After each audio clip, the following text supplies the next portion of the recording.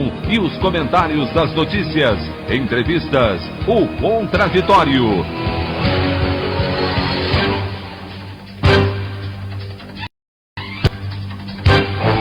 Tudo para aproximar você cada vez mais da realidade do Brasil e do mundo. Apresentação: Paulo Passarinho.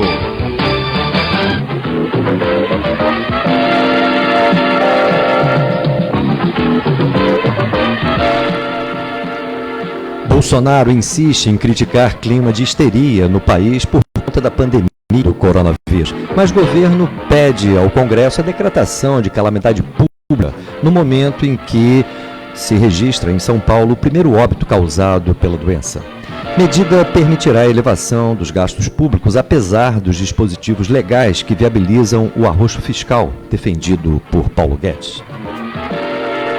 Aqui no Rio, Prefeitura e Governo Estadual adotam novas medidas de prevenção à pandemia, restringindo ainda mais a circulação de pessoas e o funcionamento do comércio e dos serviços. Governador Witzel proíbe ônibus de fora do estado e prefeito Crivella decreta estado de emergência no município. E no plano internacional, bolsas da Europa e da Ásia continuam em queda. E aqui no Brasil, o Comitê de Política Monetária do Banco Central decide hoje possível nova redução da taxa básica de juros.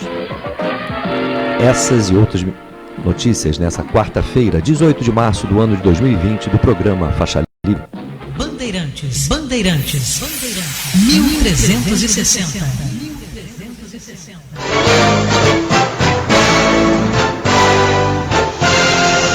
Comentário de Paulo Passarinho.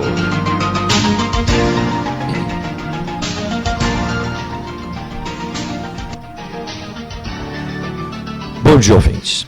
O meu comentário de hoje vai justamente para as minhas primeiras impressões a respeito aí das medidas que estão sendo tomadas e por conta da pandemia, do coronavírus e principalmente a forma como a população, aqui no Rio de Janeiro pelo menos, vem reagindo aos alertas que todos temos feito a respeito dos riscos dessa doença. É impressionante como a população atende mais uma vez aos apelos que, principalmente através do sistema de comunicação de massa que temos no país, em função das redes nacionais de televisão, mais uma vez a resposta é muito positiva. Isso me faz ter otimismo, apesar das péssimas condições de vida da imensa maioria da população brasileira, o que muito nos preocupa nesse momento. Essa mobilização pode ser importante para atenuar e estancar a transmissão do coronavírus, algo que ocorre e ocorreu em outros países de forma muito veloz. Ontem nós tivemos aqui no Brasil o primeiro óbito produzido pela doença. Já outros, agora, inclusive aqui no Rio de Janeiro. Um paciente lá no hospital de Caraí, ele acabou indo a óbito. Mas a resposta da população tem sido muito importante. Eu sou otimista porque em outros momentos, quando especialmente essas redes nacionais de televisão jogaram pesado na difusão de informações, orientações para a população, a resposta foi muito boa. Eu me recordo, por exemplo, em 2001, quando tivemos aquele apagão de energia. A resposta da população foi muito importante também e a redução que tivemos naquela ocasião no consumo de energia foi algo impressionante. Muitos especialistas aqui brasileiros lembram que em congressos internacionais, depois daquele momento, muitos perguntavam em conferências e encontros internacionais se no Brasil teria havido uma guerra, porque ninguém se recordava disso. Por que isso? Porque a queda nos níveis de consumo de energia naquele momento só eram semelhantes a países que enfrentaram justamente essa tragédia das guerras com destruição do parque produtivo e outras coisas mais. Por isso, nesse sentido, a resposta que a população começa a dar agora, inclusive com as ruas absolutamente esvaziadas, com as medidas que estão sendo tomadas, inclusive pelas empresas que empregam pessoas, é muito importante. Mas é sempre interessante lembrarmos que há muita gente que não acredita na gravidade da situação que estamos passando. Hoje mesmo eu assisti um vídeo desse senhor Edir Macedo, o chefão aí dessa Igreja Universal Reino de Deus, onde ele claramente minimizava e apresentava tudo como coisa do demônio, e o demônio se manifesta justamente pela mídia, pelas mídias. Portanto, mais do que nunca é necessário estarmos atentos, obedecermos e procurarmos ser diligentes aí com todas as recomendações que estão sendo dadas pelas autoridades sanitárias e, acima de tudo, nos proteger dos charlatões, nos proteger justamente dessa gente que, representando absolutamente o atraso, o obscurantismo, procura, nesse momento, confundir a população. E, infelizmente, o maior responsável por isso é o próprio presidente da República. Por isso eu vou tomar liberdade aqui, para aqueles que ainda não acreditam na gravidade dessa situação, e pasmem, inclusive entre os nossos ouvintes, temos pessoas que questionam toda essa situação que estamos passando. E eu vou tomar a liberdade aqui de fazer a leitura do caso de um carioca de 55 anos que teve de ser internado na UTI de um hospital privado da cidade 2 dias após apresentar os primeiros sinais da Covid-19. Eu, na verdade, estarei lendo agora uma matéria do jornalista Bruno Alfano, do jornal O Globo. O jornalista aponta que esse carioca não tem a idade considerada como grupo de risco, que é acima de 60 anos, nem outra comorbidade, ou seja, doenças previamente diagnosticadas, como hipertensão, diabetes ou problemas cardíacos e respiratórios. Diz o próprio paciente: estava meio de piada com essa história, achando que era bobagem, que era só uma gripe. Não é nada disso, não é uma gripe comum. Achei que ia morrer. Esse paciente chegou da Suíça no dia 6. No dia 10, começou a sentir calafrios, com tosse e espirros durante uma reunião. O homem, então, enviou uma mensagem para a mulher, que entrou em contato com o médico da família. Ele me mandou sair da reunião e ir direto para o hospital. Ainda falei que não tinha como sair, porque havia um monte de gente na reunião. Disse que no fim do dia eu passaria lá. O médico me respondeu: cara, você não está entendendo, você tem que sair daí agora, porque cada pessoa que está aí com você tem risco de pegar a doença. E pode ter um pai velho ou alguém doente que poderá sofrer mais. Foi esse argumento que o convenceu. Ele pediu desculpas aos clientes e foi para o hospital. Fez exames, a tomografia detectou que os pulmões estavam limpos. E na quinta-feira seguinte, chegou o resultado positivo para a Covid-19. Até aí, diz o paciente, eu estava tranquilo em casa, no isolamento, tinha só uma febre baixa e uma tosse leve. Na quinta noite, no entanto, o homem começou a sentir falta de ar. Ligou para o médico, que ouviu o chiado do peito do paciente através do celular. A orientação foi retornar ao hospital logo na manhã seguinte. Quando refizeram a tomografia, 3 dias depois da primeira, ele já estava com pneumonia dupla. Sexta-feira, sábado e domingo, diz o próprio paciente, foram pauleira. Na sexta, sinceramente, achei que ia morrer. Muito sono, prostrado na cama, não é uma gripe normal, é uma coisa completamente diferente. Desde a internação, só tenho visto astronautas aqui, os médicos e enfermeiros com aquelas roupas de proteção. A mulher do paciente também pegou a doença e está em isolamento caseiro. Outras 3 pessoas que moram com o casal já testaram negativo para a Covid-19. A mulher, por causa da doença, está confinada em um quarto com banheiro de uso exclusivo. Diz o paciente, na hora que isso bater nas comunidades, vai ser uma carnificina. Quando pegar o sistema de saúde que nós temos, sem estrutura alguma, com as pessoas morando aglomeradas nesses lugares, muita gente vai acabar morrendo. Por isso, todas as medidas são importantes de serem tomadas agora para evitar o pior. Eu estou com esperança disso. Agora, é evidente que, inclusive, com essa decretação aí do estado de calamidade pública no país, nós teremos condições, pelo menos eu espero, de rompermos de vez com essa baboseira do chamado arroxo fiscal defendido por Paulo Guedes. Essa medida permitirá um conjunto de ações que precisam ainda ser assumidas pelo governo federal, principalmente no tocante de garantir condições de renda e condições de atendimento médico à imensa maioria da população brasileira, pobre e miserável.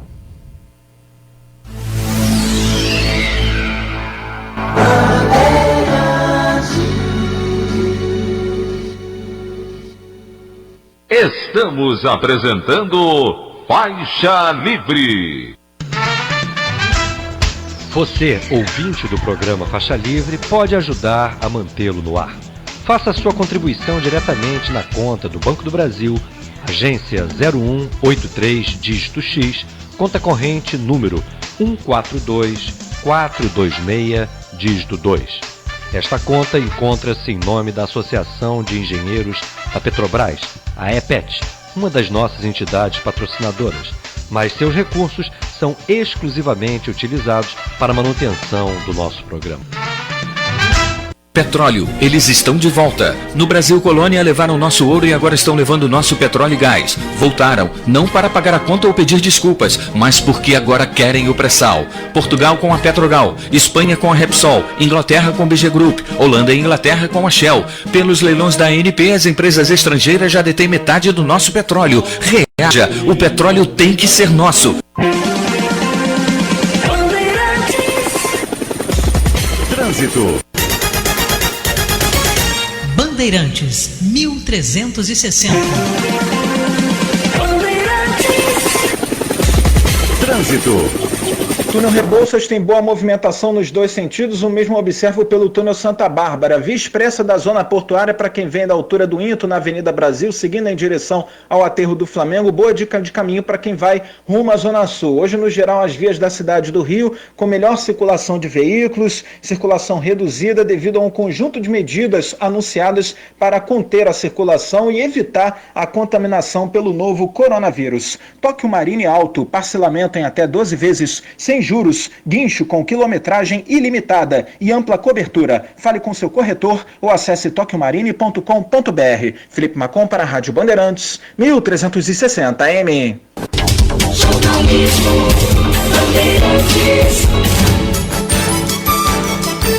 Voltamos a apresentar Faixa Livre.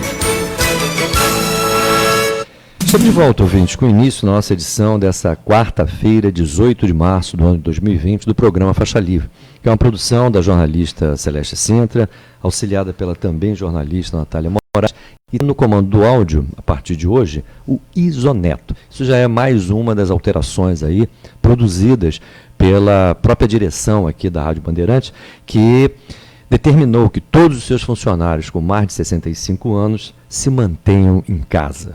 É uma decisão importante, mas infelizmente nos priva aqui desse convívio diário com Francisco de Assis. Então, por outro lado, nos coloca aqui o Isoneto trabalhando aqui na nossa equipe. Bem-vindo, Isoneto, e vamos trabalhar aqui intensamente no sentido de ajudar a todos nesse momento que estamos passando.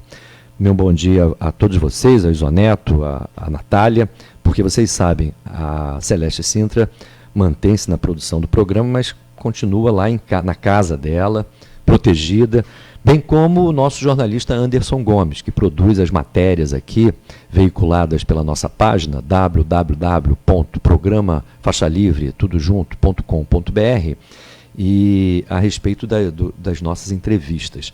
Nós apresentamos diariamente nessa página não somente o áudio das nossas entrevistas, mas uma matéria jornalística produzida justamente pelo Anderson Gomes, a propósito das mesmas. Vocês sabem que a participação aqui no nosso programa pode se dar pelo telefone 25431360 ou através do endereço eletrônico ouvinte@programafaixalivre.com.br. Há também a alternativa da página do Facebook, Programa Faixa Livre, onde vocês podem enviar as suas participações também, suas opiniões. E por lá é possível também nos acompanhar ao vivo e a cores nessa transmissão que realizamos diariamente aqui direto do estúdio da Rádio Bandeirantes no Rio de Janeiro.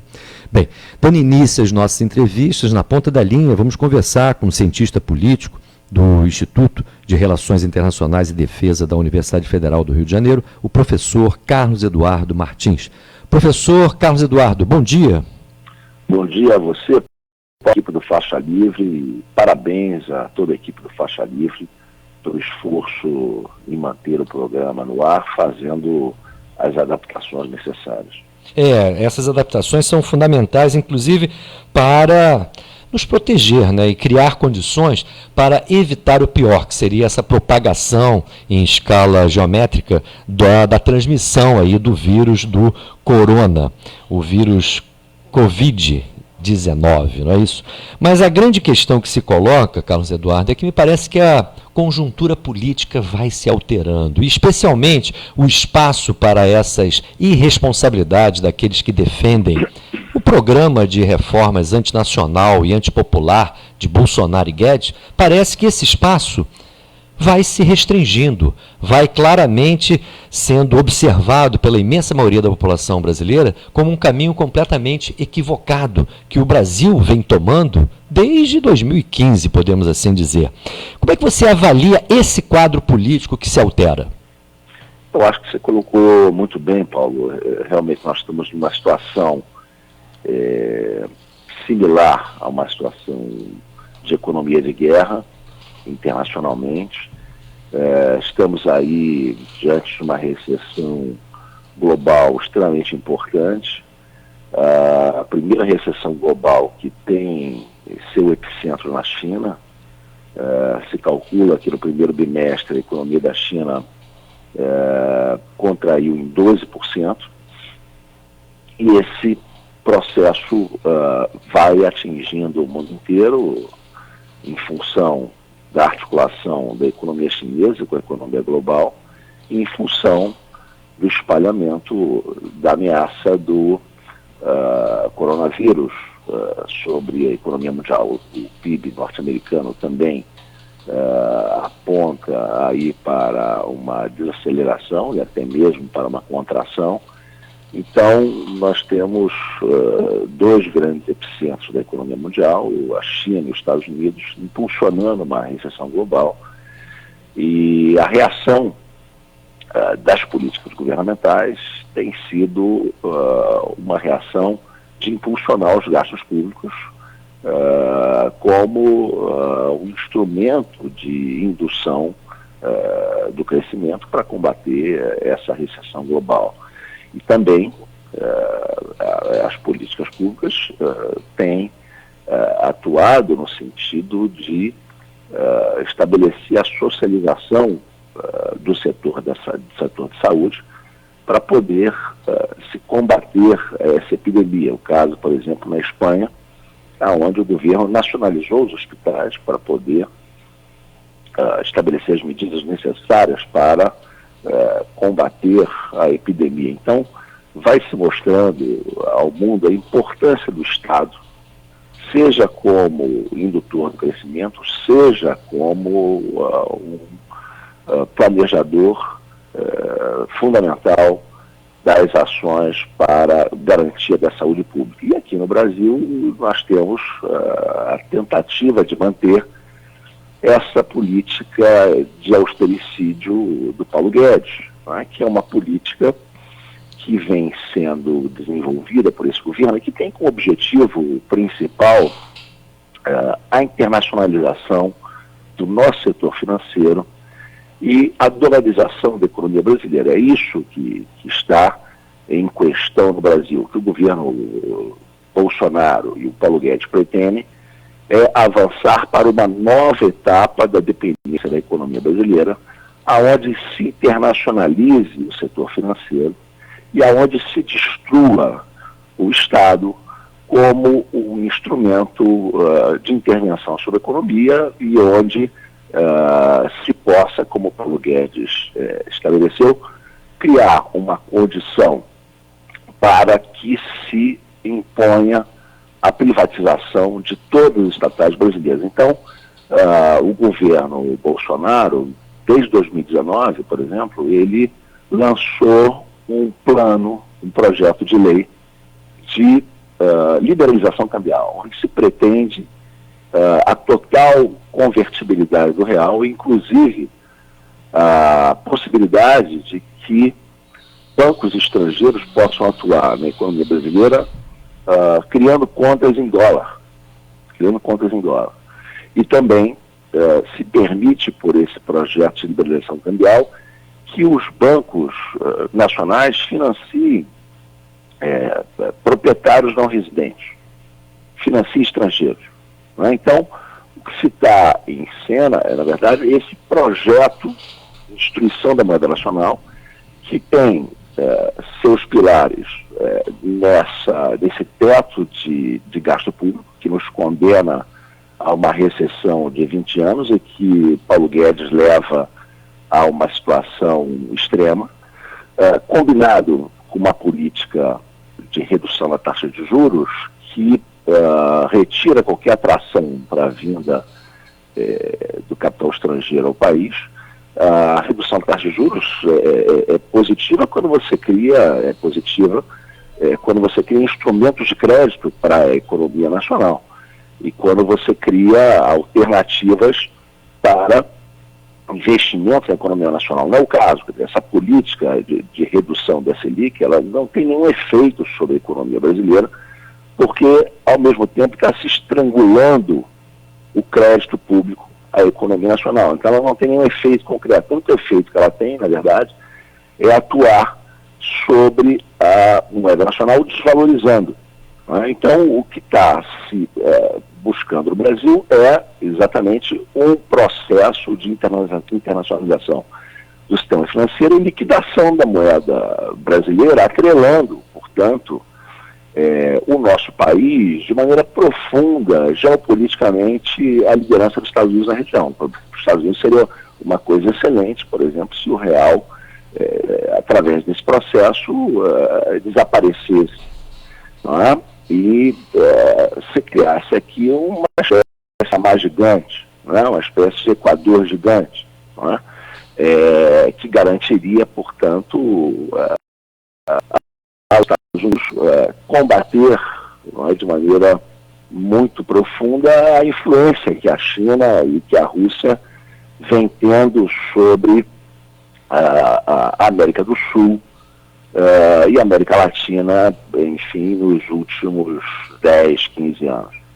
Então, acho que esse projeto que está em cena, esse projeto está sendo profundamente questionado nesse momento onde o que se requer é o contrário, o que se requer é a expansão do crédito, onde o que se requer é a expansão do gasto público, onde o que se requer é uma política de sustentação da saúde pública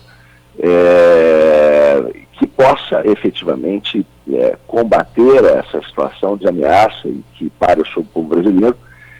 E essa tentativa de manter essa política de destruição nacional, ela se combina com as ironias e o pouco caso do presidente da República diante do drama do povo brasileiro. O presidente da República, ele vai a manifestações, não é? Ele muda a sua palavra empenhada, dizendo que não as patrocinaria, ele faz isso abertamente, demonstrando um desprezo completo sobre a opinião pública. Ele diz também que vai dar suas festinhas. Não é? O presidente da República, ele veio de uma comitiva, uma comitiva do exterior, na comitiva do presidente da República, há cerca de 15 casos de comprovados de infecção do coronavírus. Isso dá atualmente cerca de 5 ou 6% dos casos de infecção no país. Não é? O presidente da República ele tem todo o amparo médico ao seu lado para testar todo dia, se ele quiser, a sua exposição ao coronavírus e tomar as providências mais sofisticadas. Ele pode voltar a se internar no Albert Einstein, que é um dos hospitais mais caros do Brasil, como fez durante o episódio da suposta facada. Mas o nosso povo não pode. O nosso povo não têm acesso aos testes que a OMS está recomendando. A OMS recomenda os testes para qualquer suspeição, e o nosso povo só tem acesso a testes quando a situação de saúde, quando a sua situação de saúde particular se tornar extremamente grave. As pessoas que vão ao hospital público e que não estão com um quadro grave de dificuldade respiratória, elas são convidadas a voltar para casa, sem saber o que se passa com a sua saúde. O presidente não. O presidente ele pode, todo dia, submeter a testes se tem coronavírus, e ele diz que vai dar as festinhas, mostrando o seu elitismo, mostrando seu pouco caso com a desigualdade social que assola e que cria uma chaga na vida pública desse país. Então, nós estamos diante dessa exibição despudorada de iniquidade, dessa exibição despudorada de responsabilidade, que é típica de um presidente que disse que uma parte da população brasileira tinha que morrer. Ele já falou isso em vários momentos da sua história política, que uma parte da população brasileira tinha que morrer. Ele está sendo consequente com isso. Ele não se preocupa com a vida do brasileiro. Não se preocupa. E nesse momento também, o seu governo busca aprovar a carteira verde amarela, que retira direitos sociais dos trabalhadores. E um dos resultados desse país que está se centrando na quebra de direitos, na informalidade, no trabalho informal e precário, é que as pessoas, diante de uma situação de recessão que se agrava, elas não têm nenhuma proteção social onde se amparar para enfrentar uma situação de desamparo. Essa situação do Brasil, onde mais de 40% da mão de obra é informal, ela tem digamos assim, ela tem uma motivação, ela é uma causa muito importante do grau de drama social que pode atingir o povo brasileiro. Se nós tivéssemos uma população com direitos trabalhistas assegurados, boa parte da população não estaria passando pelos riscos que está passando hoje em função da desarticulação da economia brasileira. Então, são esses fatos, essa conjuntura, esse desmascaramento desse projeto tão iníquo com o povo brasileiro que está levando as pessoas a se manifestarem. Ontem já tivemos uma antecipação das manifestações contra o governo Bolsonaro através de apitaços, panelaços, gritos de repúdio nas janelas das cidades do Brasil. E hoje teremos novamente um dia inteiro de manifestação nas redes sociais e nas janelas das casas e prédios onde vive a população brasileira. Nós teremos uma manifestação intensa de repúdio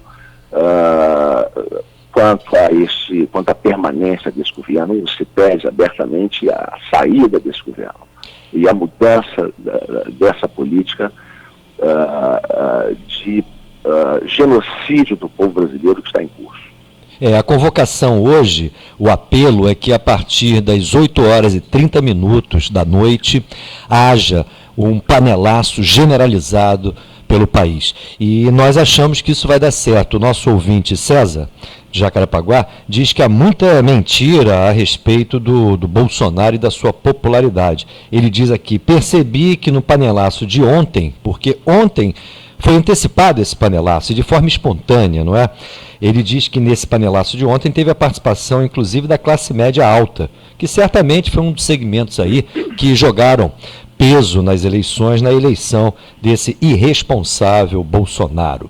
Agora, você não acha que essas exigências impostas pela realidade vai colocar todas essas medidas, como a carteira verde e amarela, essa própria reforma trabalhista pró-informalidade, os cortes no Bolsa Família, essas PECs da morte, a PEC emergencial, a PEC do Pacto Federativo, a PEC dos fundos públicos, bem como a Emenda Constitucional 95 e a Lei de Responsabilidade Fiscal, tudo isso não tenderá a cada vez mais ser questionado e virem a ser inviabilizadas?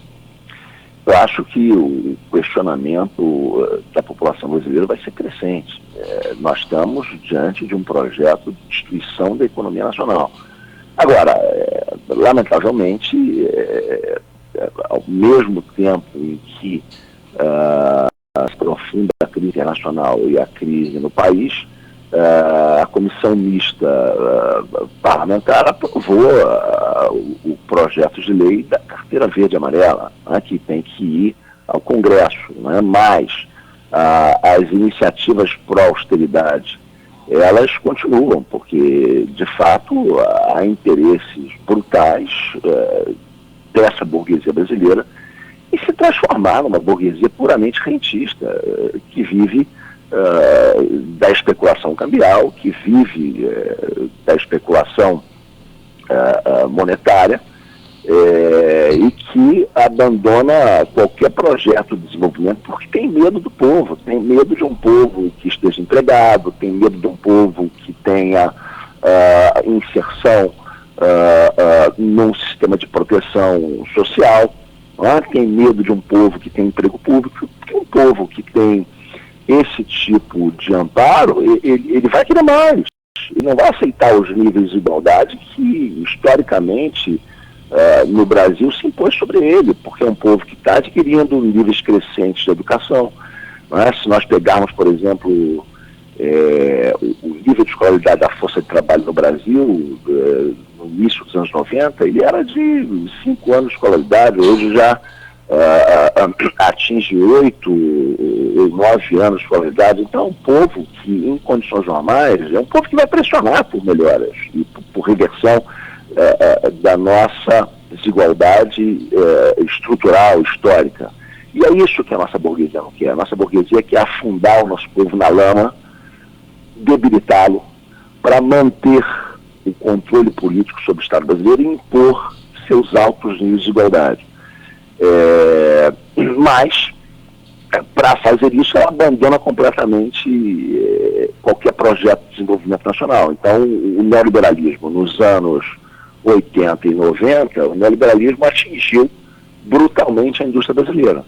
Agora, o que se quer no governo Bolsonaro? Se quer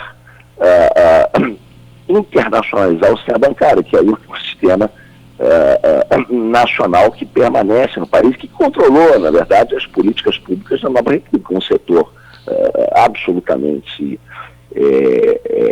antissocial, né? Um setor absolutamente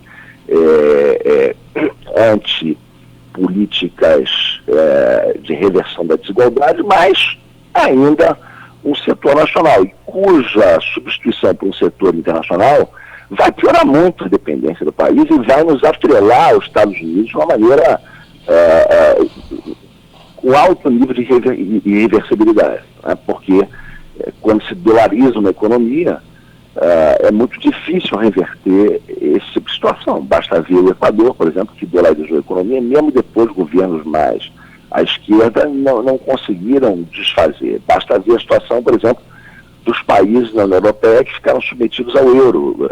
São países que têm dificuldade de reverter essa situação. Então, o que está iniciando no Brasil é um projeto de aprofundamento da dependência para internacionalizar o setor financeiro, destruir os bancos públicos nacionais, destruir o Banco do Brasil, destruir a Caixa Econômica,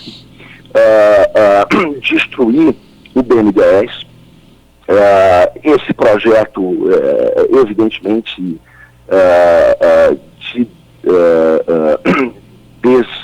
desmonte da moeda nacional é um projeto que está se vinculando a fugas de capital para o dólar, que o governo tem assistido, não é? de braços cruzados e queimando ao mesmo tempo parte das reservas nacionais, mas sem uma política que impeça esse desmonte do real. Então, essa política de fuga para o dólar, ela oferece uma alternativa de rentismo para os rentistas nacionais, mas pode expor os pequenos poupadores, pode expor os recursos dos trabalhadores a no futuro a um curralito, pode expor a uma situação onde as pessoas, diante de uma eventual quebra e desmonte do setor bancário, têm a dificuldade de retirar os recursos nele aplicados. Então, nós estamos num processo, a meu ver, de desmonte gigantesco da economia brasileira. Estamos diante de uma nova tentativa de aprofundar a dependência para um novo patamar, com o apoio da burguesia brasileira, não é, que busca, nesse processo, novas alternativas de rentismo. O Estado especulando com as variações cambiais do real para o dólar, e a população brasileira que não tem condições de fazer isso pode ficar aí exposta a uma quebradeira financeira no futuro, com pesadas consequências sobre suas poupanças. Aquele trabalhador, por exemplo, que acreditou na previdência privada e que coloca seus recursos no sistema financeiro nacional, ele pode ficar sem nada no futuro, se efetivamente essa fuga para o dólar se aprofundar e levar ao colapso das reservas brasileiras e levar a uma quebra de boa parte aí dos bancos nacionais. Então, acho que esse processo continua em curso, ainda que a situação política e social brasileira se deteriore profundamente. Acho que a luta de classe vai ter que interferir para viabilizar esse caminho, que é um caminho desastroso, é um caminho da dependência com os Estados Unidos,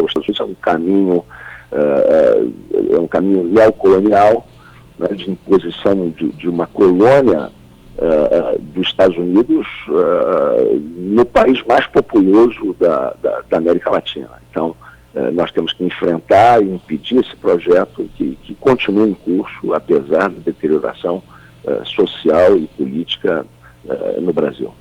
Mas as condições objetivas que estão sendo impostas aí ao país por conta da necessidade de contermos a expansão dessa pandemia, me parece um fator muito importante para obstaculizar esses planos que você muito bem desenha. Mas nós sabemos muito bem que a luta de classes não depende apenas das condições objetivas. É necessário que haja as condições também subjetivas, as condições que digam respeito à consciência da nossa população a respeito dos riscos que estão em curso e, principalmente, a organização de forças políticas que tenham clareza também dessa realidade e consigam apresentar alternativas para a nossa população. Como é que você vê essas questões relativas à consciência e à organização, especialmente daqueles setores que na nossa política são confundidos como setores de esquerda? Eu me refiro a isso porque me parece que essas questões que você aponta, que agora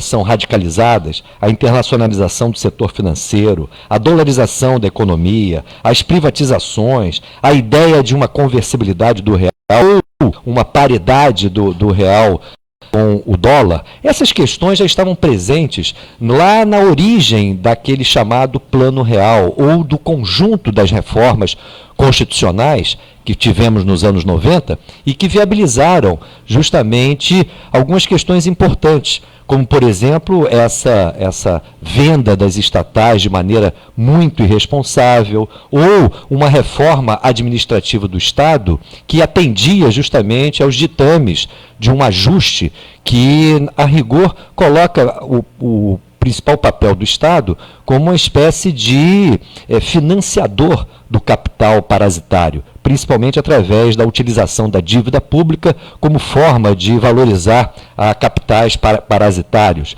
Como é que você vê essa possibilidade de mudança a partir não somente das condições objetivas, que eu acho que a pandemia vai nos colocar nessa situação, mas a partir dessas condições políticas que me parecem essenciais para a mudança desse quadro? Porque a esquerda, ela esteve durante 13 anos no governo federal e ela não reverteu essas características que estão presentes na economia brasileira desde os anos 90. Eu acredito que tenha havido, inclusive, em alguns aspectos, uma paralisação desse projeto, mas, por outro lado, em outros aspectos, houve, inclusive, um aprofundamento. Basta ver a conduta aí do Banco Central ao longo desses 13 anos e, principalmente, ao longo especialmente do segundo mandato da presidente Dilma. Como é que você vê essas condições ditas subjetivas? Eu acho que na Nova República, e sobretudo a partir do governo Fernando Henrique Cardoso, nós tivemos um projeto de poder que se vinculou à financiarização impulsionada pelos grandes bancos nacionais, né, e que implicou na destruição de parte significativa da indústria brasileira. Acho que agora nós estamos num projeto salto. Se trata de um projeto de financiarização liderado pelos bancos estrangeiros e que pode significar o desaparecimento da moeda nacional que está em curso. Né? O que significa a nossa passagem de um país dependente para uma colônia dos Estados Unidos. Então é preciso atentar para a gravidade desse projeto. Esse é um projeto de ocupação imperialista do Brasil como nós nunca tivemos na história da República. A esquerda está preparada para enfrentar isso? Eu me refiro à esquerda porque esse programa, de alguma maneira, unifica aí amplos setores do centro e da direita, claramente. Existe um consenso no país a respeito, inclusive, do rumo correto que o Brasil teria tido a partir dessas reformas constitucionais. A esquerda, que era a grande crítica disso, de alguma maneira se adaptou também, a partir de 2003, a essas regras do jogo. Inclusive, ajudou essas regras do jogo se desenvolverem de maneira mais adequada. Inclusive com os investimentos na área social. Inclusive chama atenção que, de alguma maneira, as iniciativas positivas para a proteção de pobres e miseráveis, de alguma maneira legitimaram esse conjunto de reformas que tivemos desde os anos 90. Exato. Né? Eu acho que para nós criarmos uma resistência capaz de enfrentar um projeto desse tipo, nós temos que desenvolver vários aspectos. Né? Um é a consciência política do nível de destrutividade do projeto que a burguesia brasileira e a burguesia internacional estão colocando sobre a vida pública brasileira nesse momento. É preciso compreender o nível de malignidade que está em curso. Tá? Esse é um primeiro ponto. O segundo ponto é que não é possível enfrentar um projeto desse tipo, que é altamente articulado em níveis internacionais, não é possível enfrentar um projeto desse tipo sem alianças. Tá? E o outro ponto é que não é possível enfrentar um projeto desse tipo sem radicalidade, sem uma radicalidade que esteja à altura da indignação da população brasileira. Então, nós precisamos combinar esses três elementos. Né? Consciência teórica do que está em curso, capacidade de fazer alianças e, ao mesmo tempo, fazer alianças estabelecendo nessas alianças uma percepção radical como uma percepção determinante ou hegemônica dessa aliança. Então, nós temos que ter o desafio de fazer a aliança das esquerdas com setores mais moderados, mas sob a hegemonia da esquerda e em defesa da autonomia do Brasil, em defesa. Mas a esquerda da atual tem essa clareza, está à altura dessa tarefa? Porque se a gente observar aí o que aconteceu com o PT, que é o principal patrimônio da esquerda brasileira, a sua trajetória no sentido de enfrentar essas reformas que foram implantadas nos anos 90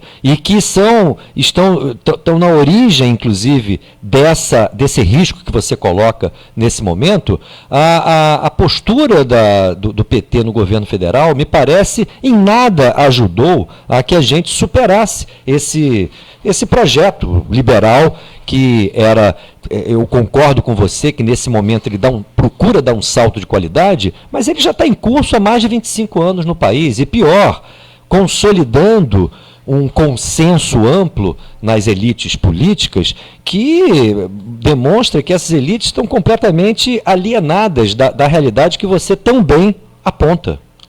A esquerda está à altura desse desafio? Eu acho que nós temos que denunciar fortemente o reformismo do PT, mas, ao mesmo tempo, convidar setores do PT para que assumam uma nova percepção política. Né?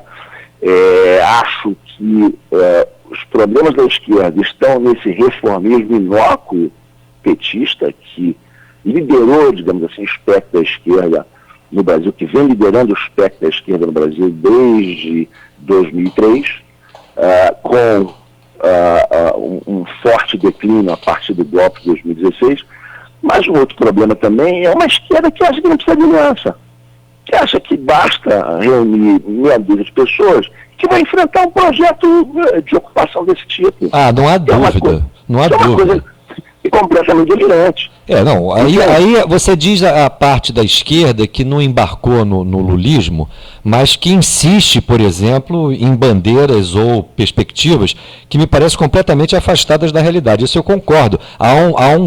Essa é a minha preocupação, Carlos Eduardo. Há um vácuo no país. Exatamente. A esquerda que não se rendeu, de alguma maneira, ao neoliberalismo, é uma esquerda que alimenta uma perspectiva, me parece, revolucionária ou revolucionarista, que não encontra nenhuma base, seja social, política ou militar, porque para a gente pensar em romper com o capitalismo global, é necessário, inclusive, encarar a questão geopolítica, principalmente em função da região mundial onde a gente se encontra, uma área de influência direta dos Estados Unidos. Exato.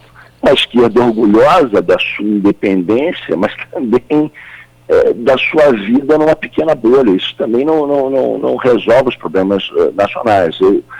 Mas eu acho que essa situação que você está colocando, de desgaste do projeto neoliberal, de exibição de toda a sua irresponsabilidade social e da sua responsabilidade com a vida do nosso povo, eu acho que essa situação é uma situação nova e que pode, quem sabe, produzir a energia política que desmonte ou nos ajude a desmontar esse paradoxo, que é de duas esquerdas inócuas. Uma esquerda que busca um centrismo e um reformismo que não apresenta nenhuma capacidade de enfrentar esse projeto de ocupação, e, de outro lado, uma esquerda orgulhosa da sua pequena independência política, que não cria também nenhum mecanismo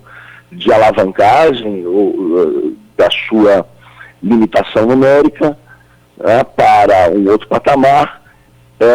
Então nós quem sabe, essa conjuntura tão dramática possa oferecer energia para quebrar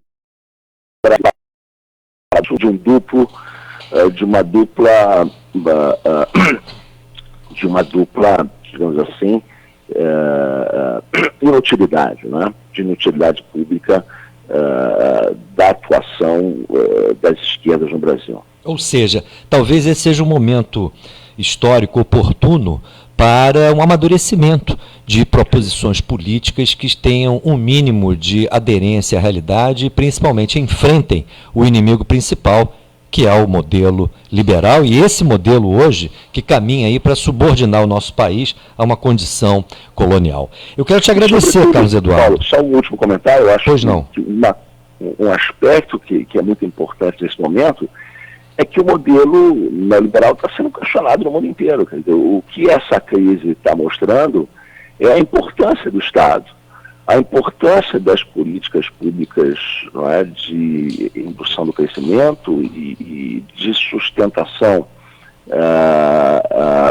da saúde pública das populações. O que a conjuntura vem mostrando é exatamente que o Estado é um ator fundamental para garantir desenvolvimento e segurança social, né, e saúde pública. E planejamento público é fundamental. Então, nesse momento, o projeto neoliberal está mundialmente numa situação de profunda desmoralização.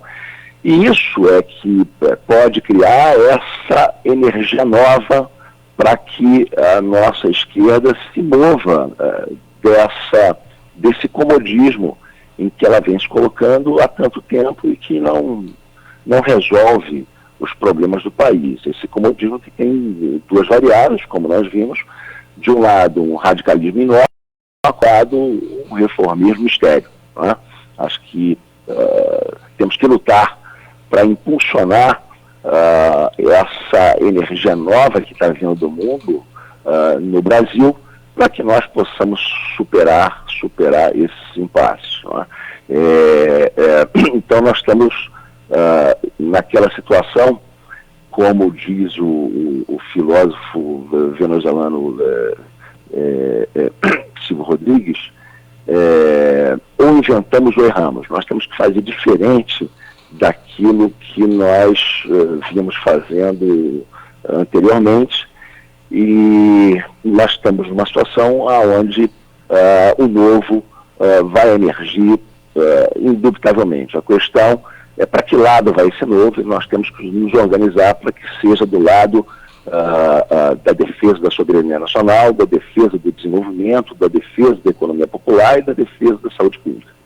Carlos Eduardo Martins, muito obrigado por essa importante entrevista, onde você procura esclarecer aí os grandes desafios que estão à frente de todos os setores que querem um Brasil diferente. Um Brasil onde a gente tenha um Estado não voltado para as elites econômicas ricas, mas um Estado voltado para a proteção, defesa e promoção da nossa imensa maioria populacional.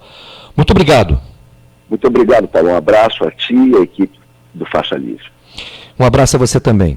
Conversamos com o professor Carlos Eduardo Martins, cientista político do Instituto de Relações Internacionais e Defesa, o IRID, da Universidade Federal do Rio de Janeiro. Vamos agora ao nosso primeiro intervalo, voltaremos em seguida. Rede Bandeirantes de Rádio. Informação sempre na frente.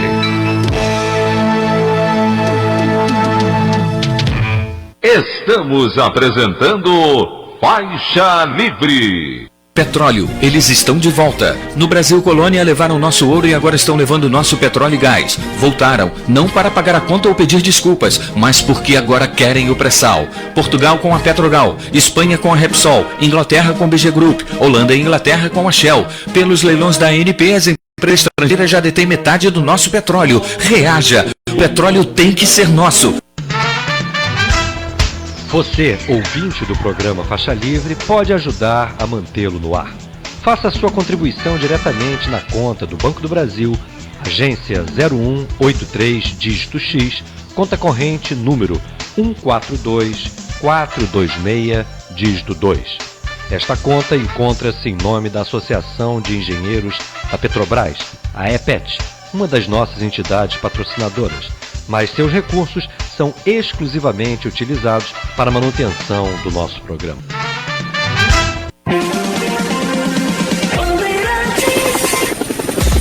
Trânsito.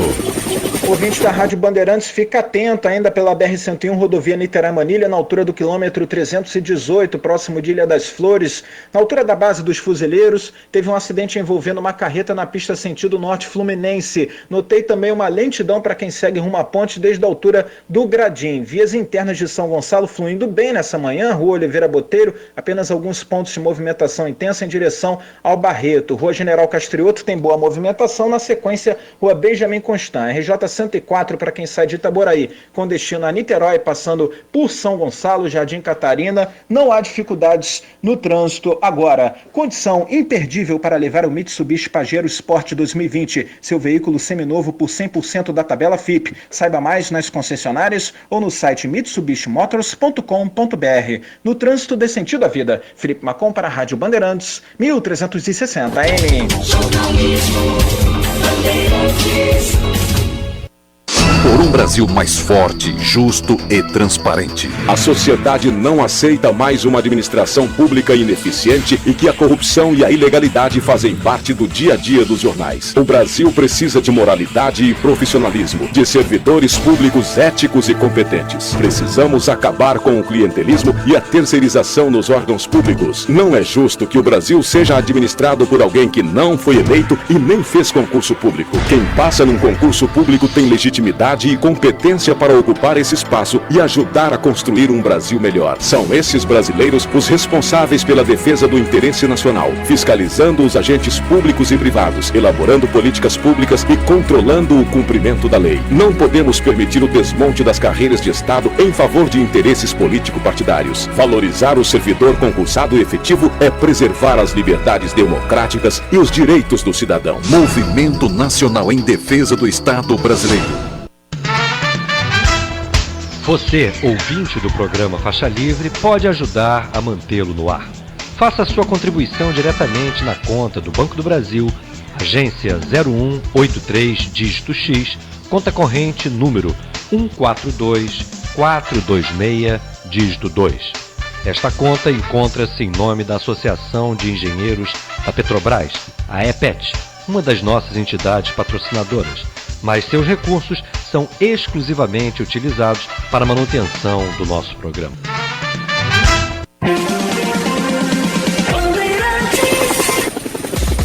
Trânsito.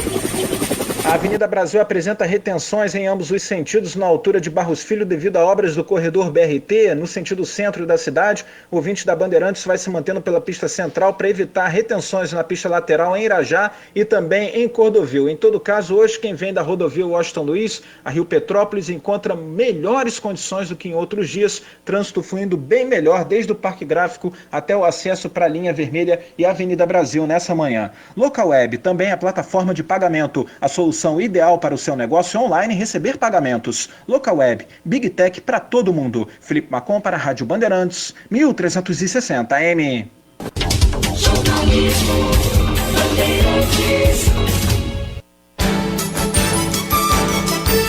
Voltamos a apresentar Faixa Livre.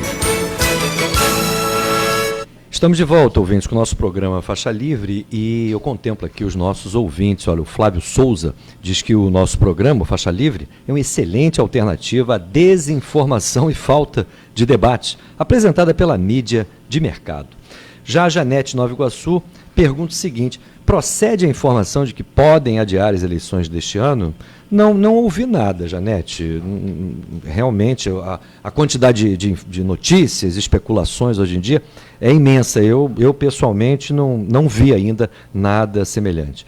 O Gabriel de Braz de Pina pergunta: Passarinho, como é que pode um determinado apresentador comparar a Zika e a dengue com o Covid-19, afirmando que essas doenças matam menos que a atual pandemia? Tenho pena do público dele, que está sendo levado à desinformação e à ignorância. Eu não sei aí a quem você está se referindo, o Gabriel, mas eu vou aproveitar essa tua pergunta para, inclusive, incrementar a nossa próxima entrevista aqui, que é com o Dr. Paulo Pinheiro, vereador pelo PSOL do Rio de Janeiro, aqui na Câmara da nossa cidade, e médico. Dr. Paulo Pinheiro, bom dia.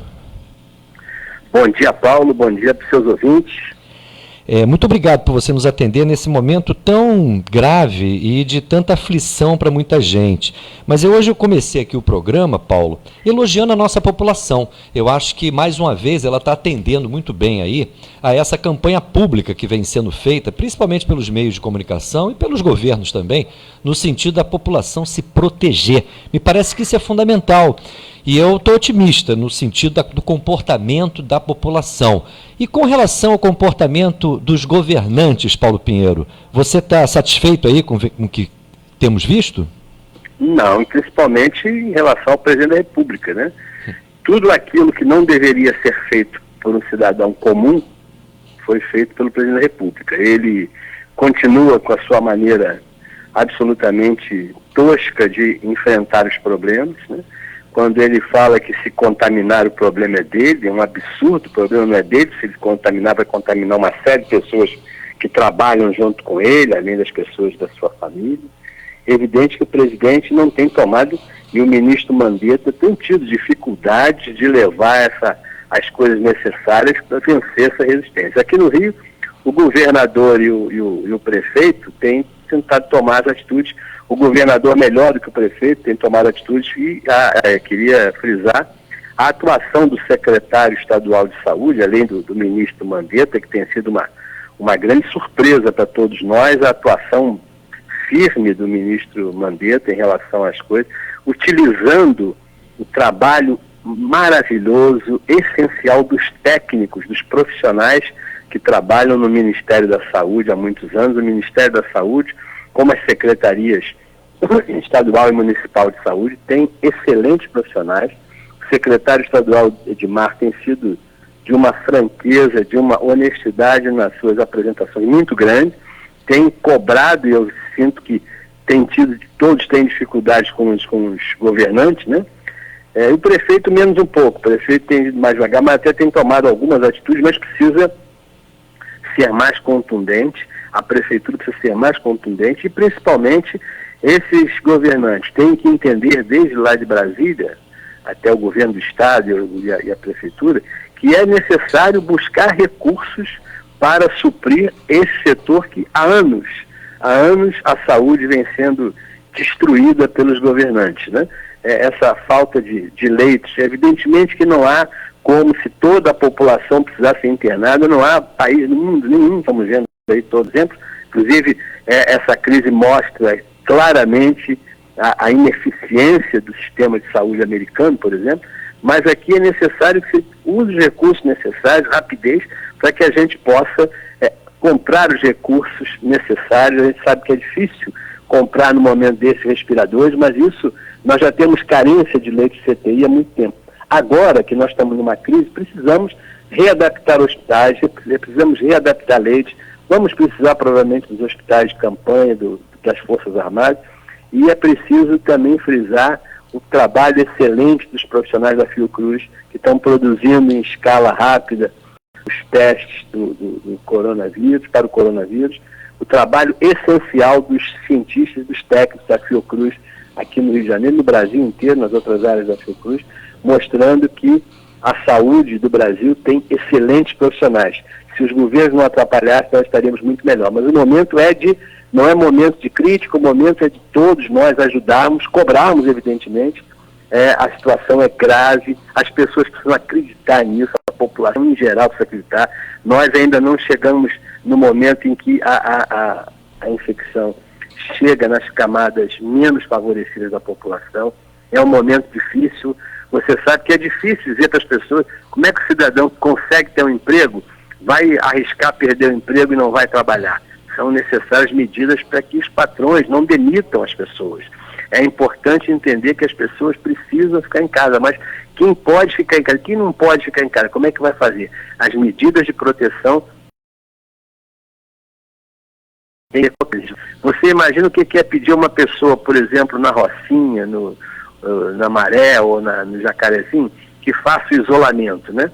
É impossível, o sujeito está morando em casa com 4 filhos, a sogra, o sogro, a mãe, como é que o sujeito vai fazer o isolamento em casa? É muito difícil. Portanto, nós estamos, como diz o ministro claramente, os 3 próximos meses de muito sofrimento, mas é preciso que nós tenhamos força e que cada um de nós possa ajudar ao próximo, cada um de nós ajudar a sua família, ajudar no seu prédio, na sua casa, no seu condomínio, ou no seu bairro. A gente precisa ter mais generosidade entre nós, porque é um problema gravíssimo que temos que enfrentar com muita força, com muita garra, para que a gente possa sobreviver e que o número de infectados seja menor do que aquilo que se espera. Esse é o objetivo, não é, Paulo? Deter a expansão aí da transmissão. E nesse sentido, eu registro, eu não tenho dúvida a respeito da solidariedade da nossa população.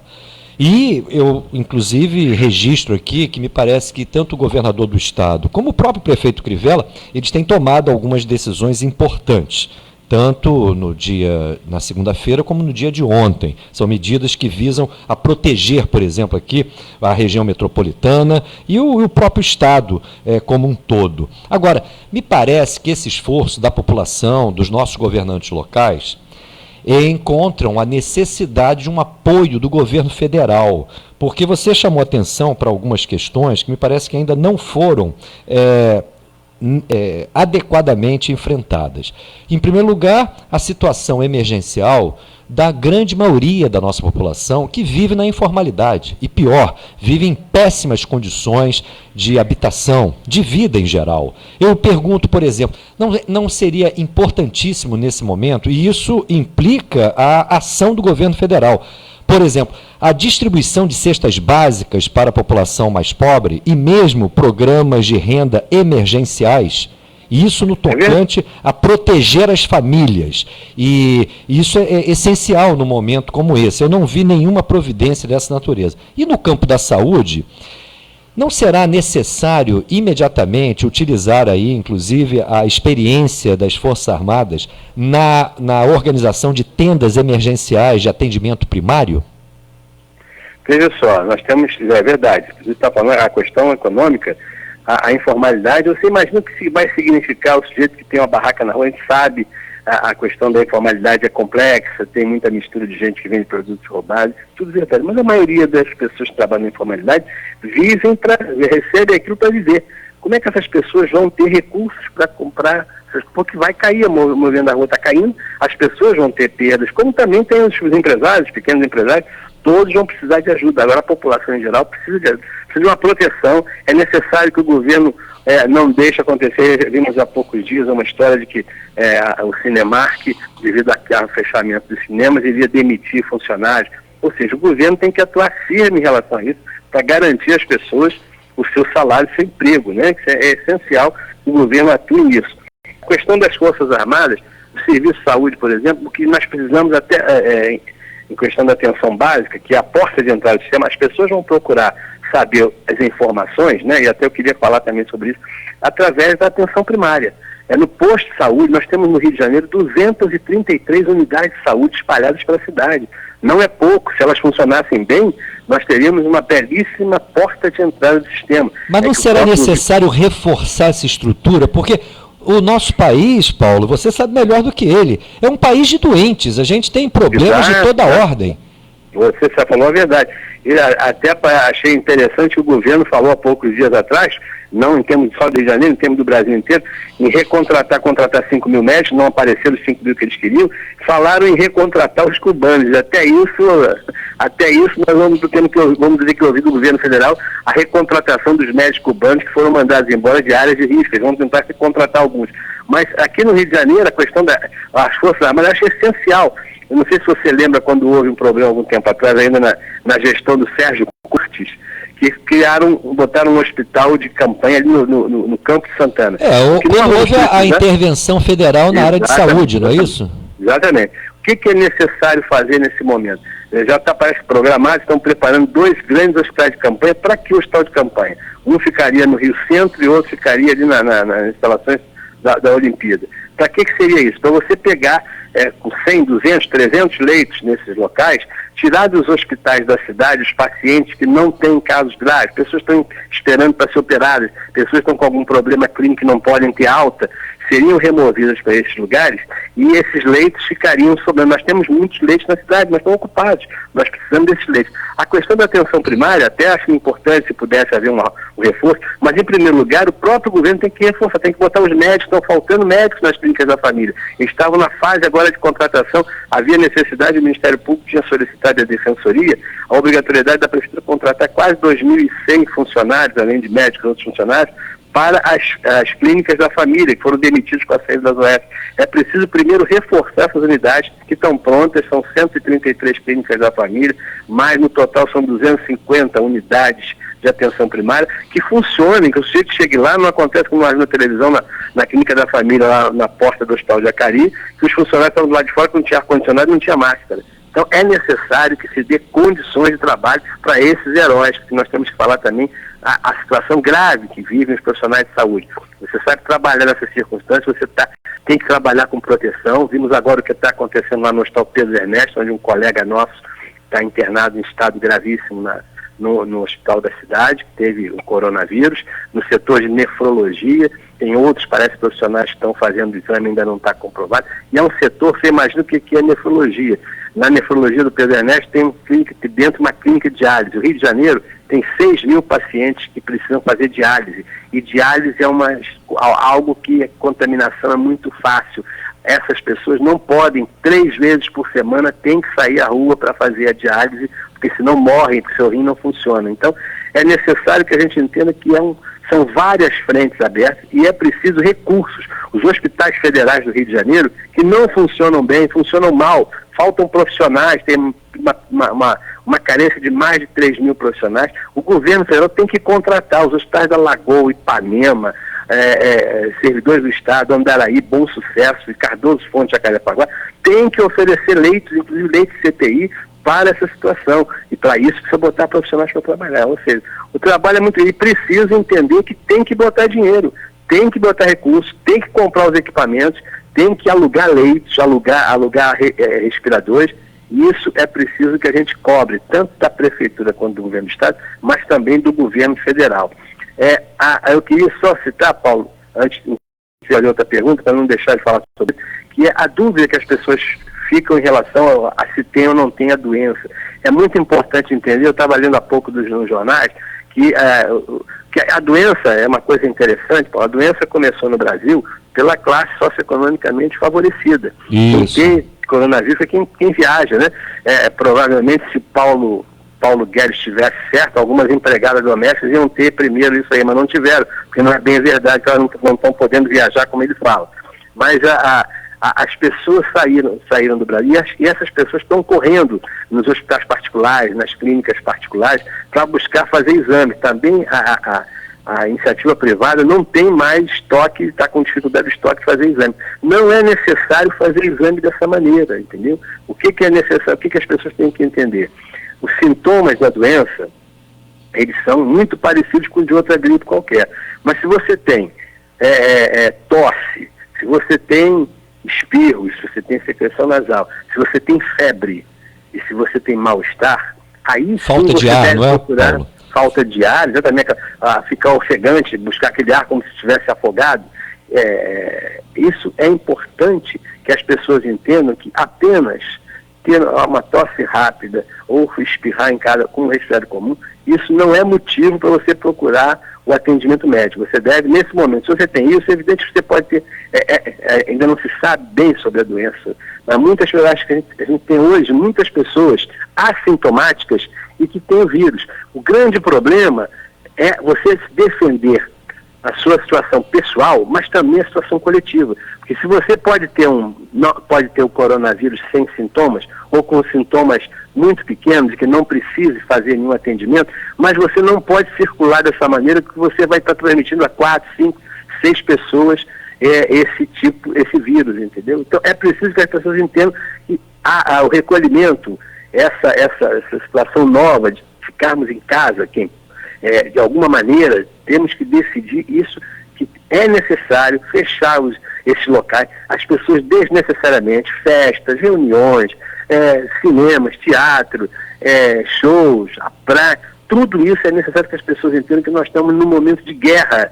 É verdade, é um momento de guerra. As pessoas têm que entender, temos que arrumar uma maneira de não circular, quem pode não circular, reduzir a circulação e entender que nem todo mundo vai ter que absolutamente nada, aí vai desesperado, vai no hospital querendo fazer um exame, você acaba se contaminando com as pessoas que já estão com esse problema no hospital. Então é muito importante ter essa orientação, e quando você precisar, você que no Rio de Janeiro mora numa área de risco, você que tem dificuldades para procurar atendimento, tem que procurar uma clínica da família.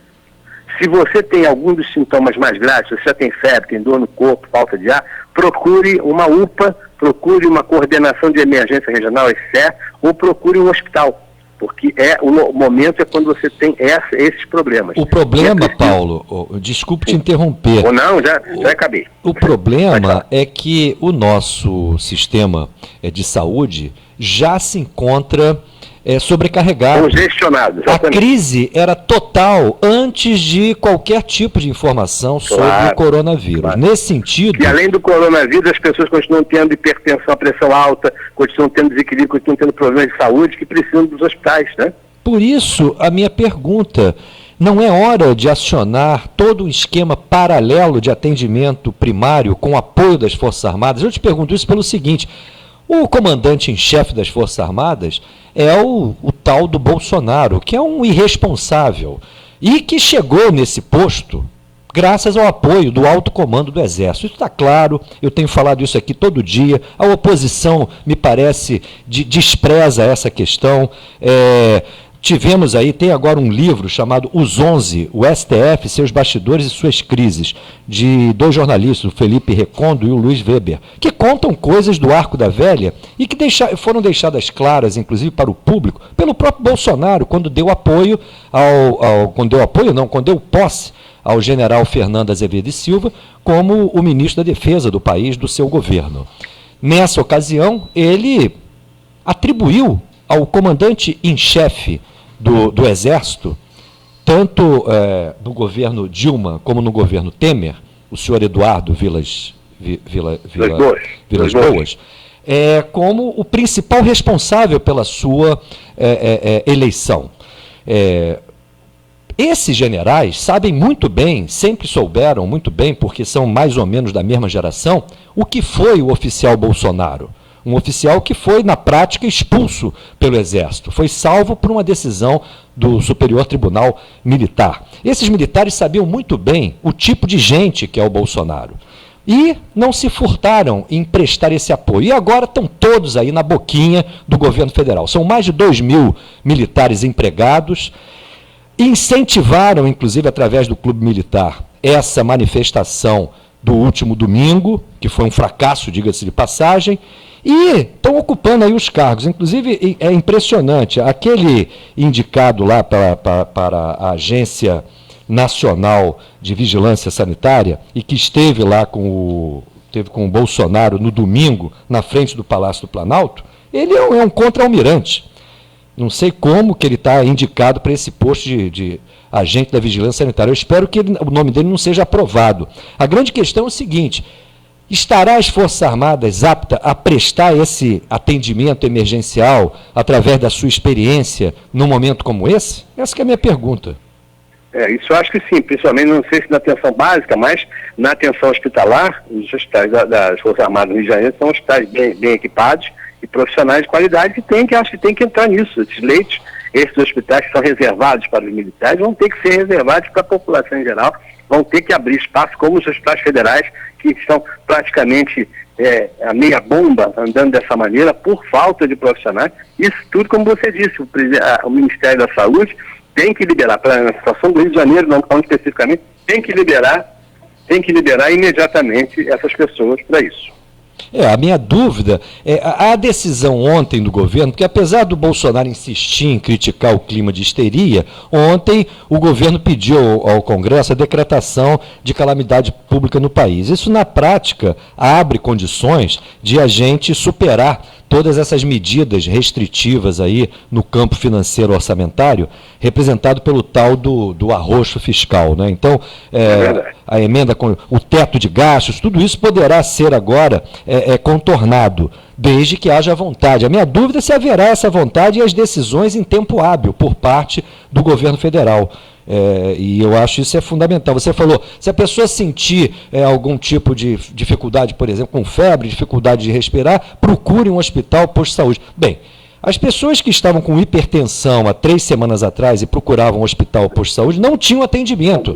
Por isso que é necessário ampliar a rede de atendimento. E nesse momento, eu penso justamente na utilização de tropas das Forças Armadas para ajudar nesse trabalho. Eu não sei se isso é viável e não sei também se haverá comando para isso, porque se depender do Bolsonaro e do Paulo Guedes, eles estão preocupados com o crescimento econômico e acham que o crescimento econômico vai se dar com essas reformas que arrocham o Estado.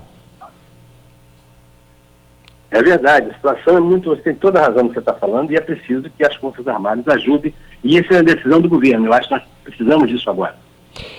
Paulo Pinheiro, te agradeço muito a tua entrevista aqui ao nosso programa e vamos ver se a gente conversa daqui a uma semana no máximo em condições talvez menos angustiantes do que essa que nós passamos nesse momento. Muito obrigado, um bom dia para você. Bom dia e paz para as pessoas, serenidade e muita união entre todos nós. Obrigado. Eu te agradeço, Paulo. Conversamos aqui com o Dr. Paulo Pinheiro, vereador do Rio de Janeiro, eleito pelo PSOL. E agora vamos novamente a um breve intervalo. Voltaremos em seguida.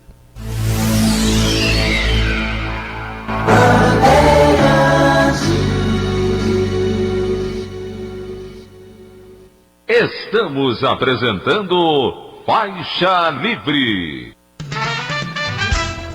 Você, ouvinte do programa Faixa Livre, pode ajudar a mantê-lo no ar. Faça a sua contribuição diretamente na conta do Banco do Brasil, agência 0183, dígito X, conta corrente número 142426, dígito 2. Esta conta encontra-se em nome da Associação de Engenheiros da Petrobras, a EPET, uma das nossas entidades patrocinadoras, mas seus recursos são exclusivamente utilizados para a manutenção do nosso programa. Petróleo, eles estão de volta. No Brasil Colônia levaram nosso ouro e agora estão levando nosso petróleo e gás. Voltaram, não para pagar a conta ou pedir desculpas, mas porque agora querem o pré-sal. Portugal com a Petrogal, Espanha com a Repsol, Inglaterra com a BG Group, Holanda e Inglaterra com a Shell. Pelos leilões da ANP, as empresas estrangeiras já detêm metade do nosso petróleo. Reaja, o petróleo tem que ser nosso. Voltamos a apresentar Faixa Livre. Estamos de volta, ouvintes, com o nosso programa Faixa Livre. O Antônio de São Gonçalo pergunta o seguinte: antecipar o 13º, como Paulo Guedes propôs, é o ideal? Quais os impactos dessa medida? E como anda o projeto de aumentar o salário de aposentados e pensionistas? Olha, com relação aí a essa decisão de se antecipar o pagamento do 13º para os meses de abril e maio, eu considero importante essa medida, porque justamente me parece que nessa altura do campeonato é necessário programas de renda emergenciais. A antecipação não é propriamente isso, mas de qualquer maneira reforça a renda das pessoas nesse momento. O problema é que isso atinge a um universo relativamente pequeno de pessoas, são apenas os aposentados e pensionistas. Eu estou mais preocupado com a massa de trabalhadores hoje mergulhados na informalidade, inclusive por conta dessas contrarreformas que são feitas aí pelos governos, tanto pelo governo Temer, como também pelo governo Bolsonaro. A gente teve aí mudanças na legislação trabalhista que acabaram por comprometer ainda mais a empregabilidade do país.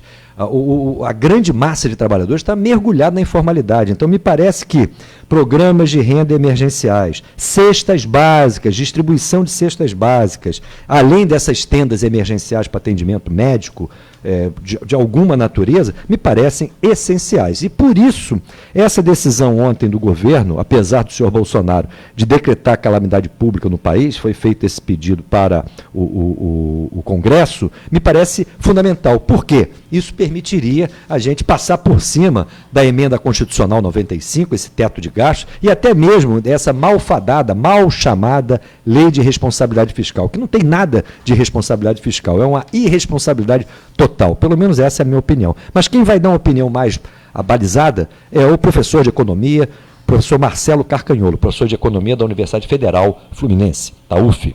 Professor Marcelo Carcanholo, bom dia. Bom dia, Paulo. Bom dia para você, para os ouvintes e para a equipe do programa.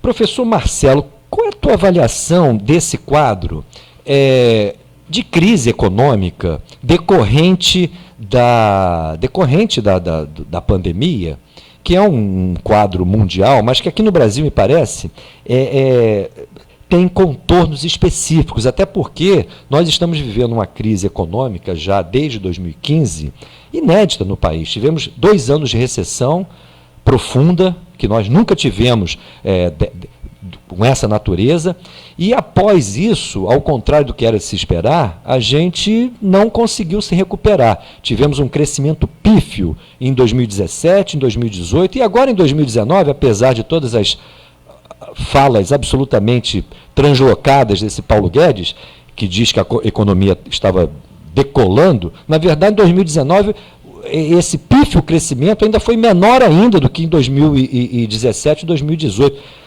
Como é que você vê a situação brasileira, do seu ponto de vista econômico, nesse momento? Só que houve aí essa iniciativa ontem do governo, de alguma maneira até surpreendente. Vai dar para descontar aí o prejuízo? Olha, Paulo, a primeira coisa que eu acho que tem que ficar clara é que essa crise mundial, da economia mundial, que já vem se arrastando há algum tempo, mas que estoura, né, no começo de 2020, ela já estava sendo anunciada por conta de um descolamento da chamada bolha financeira, por conta de um descolamento da economia chamada economia real em relação à economia que acaba rolando nesses mercados financeiros.